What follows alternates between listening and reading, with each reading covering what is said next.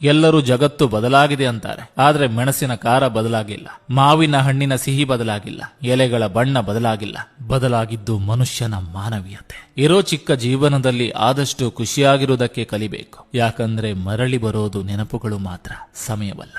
ಕಾಲ ಯಾರಿಗೂ ಕಾಯಲ್ಲ. ಸಮಯ ಇವತ್ತು ಅವರದಾಗಿದ್ರೆ ನಾಳೆ ನಮ್ಮದಾಗಿರ್ತದೆ. ತಾಳ್ಮೆ ಇರ್ಬೇಕಷ್ಟೇ. ನೇರವಾಗಿ ಮಾತಾಡೋರಿಗೆ ಶತ್ರುಗಳು ಜಾಸ್ತಿ, ಸುಳ್ಳು ಹೇಳುವವರಿಗೆ ಮಿತ್ರರು ಜಾಸ್ತಿ, ಸ್ವಾರ್ಥಕ್ಕಾಗಿ ಚಂದದ ಮಾತುಗಳನ್ನಾಡುವ ಜನ ಜಾಸ್ತಿ, ನಿಸ್ವಾರ್ಥ ಮನಸ್ಸಿನವರಿಗೆ ನೋವು ಕೊಡುವ ಜನರೇ ಜಾಸ್ತಿ. ಜೀವನದಲ್ಲಿ ಯಾರನ್ನಾದ್ರೂ ಮರೆಯಿರಿ, ಆದ್ರೆ ನಿನ್ನ ಕೈಯಲ್ಲಿ ಏನಾಗುತ್ತೆ ನಾನ್ ನೋಡ್ತೀನಿ ಎಂದವರನ್ನ ಜೀವಮಾನದಲ್ಲೇ ಮರೆಯದಿರಿ. ಜೀವನಕ್ಕೆ ಅವರೇ ಸ್ಫೂರ್ತಿ. ಮನುಷ್ಯ ಮನೆ ಬದಲಾಯಿಸ್ತಾನೆ, ಊರು ಬದಲಾಯಿಸ್ತಾನೆ, ಬಟ್ಟೆ ಬದಲಾಯಿಸ್ತಾನೆ, ಸಂಬಂಧಗಳನ್ನ ಬದಲಾಯಿಸ್ತಾನೆ, ಸ್ನೇಹಿತರನ್ನ ಬದಲಾಯಿಸ್ತಾನೆ, ಆದ್ರೆ ಅವನಿಗೆ ನೆಮ್ಮದಿ ಇಲ್ಲ. ಯಾಕೆ ಗೊತ್ತಾ? ಯಾಕಂದ್ರೆ ಅವನು ತನ್ನನ್ನ ತಾನು ಬದಲಾಯಿಸಿಕೊಳ್ಳೋದಿಲ್ಲ. ಕಷ್ಟಗಳು ಬರುವುದು ನಿಮ್ಮನ್ನ ನಾಶ ಮಾಡಲು ಅಲ್ಲ, ನಿಮ್ಮೊಳಗಿನ ಶಕ್ತಿಯನ್ನು ಅರ್ಥ ಮಾಡಿಸಲು, ನೀವು ಸೋಲೊಪ್ಪಿಕೊಳ್ಳದ ವ್ಯಕ್ತಿ ಎಂಬುದನ್ನು ಮನವರಿಕೆ ಮಾಡಿಸಲು. ಬರೀ ಹಣ ಇರುವವನು ಆಳಿಗೆ ಮಾತ್ರ ಯಜಮಾನ, ಆದ್ರೆ ಗುಣ ಇರುವವನು ಮನುಷ್ಯ ಕುಲಕ್ಕೆ ಯಜಮಾನ.